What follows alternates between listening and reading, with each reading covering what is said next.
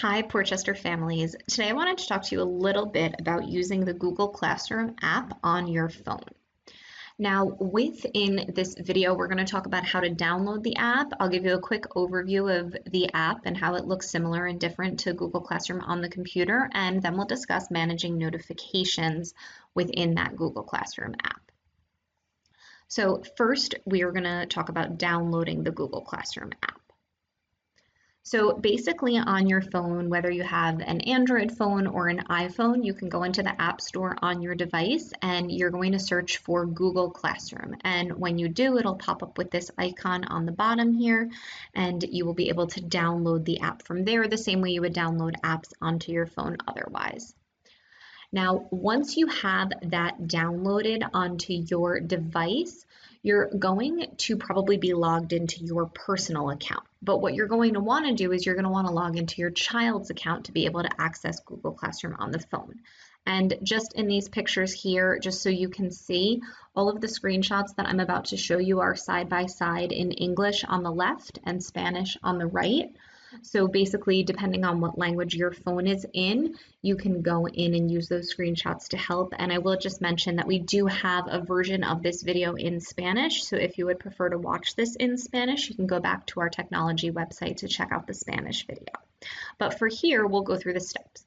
So basically, when you sign in on your device, you're going to have to click the picture associated with your Google account, or you can click where it says try another account, because here you're not seeing your child's Google Classrooms yet.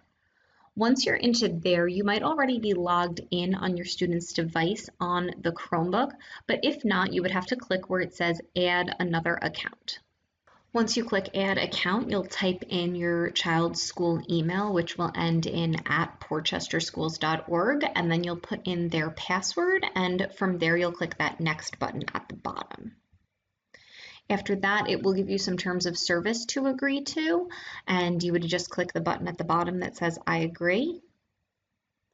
And from here, you'll notice that in the top, that circle that originally might have had your Google picture or your initial now has your child's initial or your child's Google picture. And here you'll be able to see all of the classes that your child is enrolled in this school year.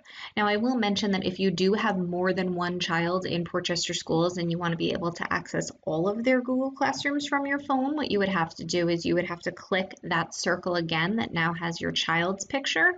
And here you would have to click in and again click add another account.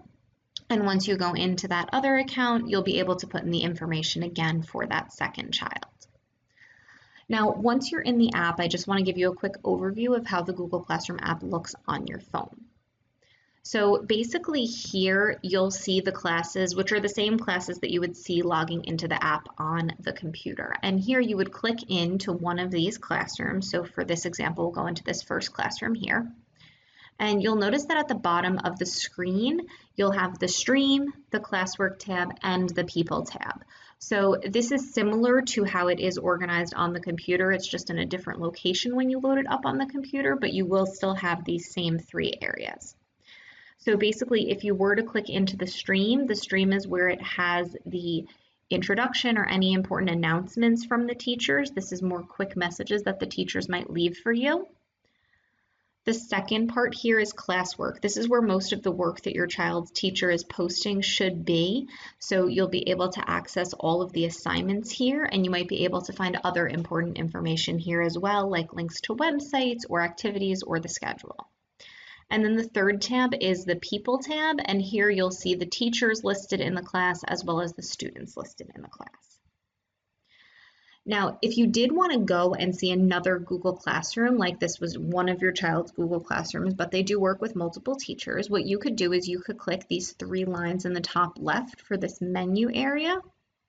And here you'll actually be able to see your other classes on the left-hand side. So you would be able to see the other classes that your child is enrolled in over here. The other thing that you could do, though, is you can click this word classes at the top. And when you click into the classes at the top, it will put you back at that main page. And I do just want to point out that at this main page, you might notice that some of your classes have some assignments attached to them, and that's because if you have an assignment coming up in that class, it might show up on this main page if the due date is posted to be within the next couple of days. So that's something that you just might notice on this main page here. And the last thing that I want to mention is that when you download the Google Classroom app onto your phone, you're going to start to get notifications from Google Classroom, kind of similar to other apps that you might have downloaded. And there is a way to manage these notifications, particularly if you tend to get a lot of them once you've logged into your children's accounts. So basically here in your Google Classroom app, you would go back into that menu in the top left-hand corner. And when you go into that menu, you want to go into the settings in the bottom here. And within those settings, there's an option here that says device notifications. So here you would be able to click into those notifications. And here what you could do is if you wanted to, you could turn off the notifications entirely. This will make it so you don't get any notifications on your phone for Google Classroom at all. So that is an option if that's what you would prefer.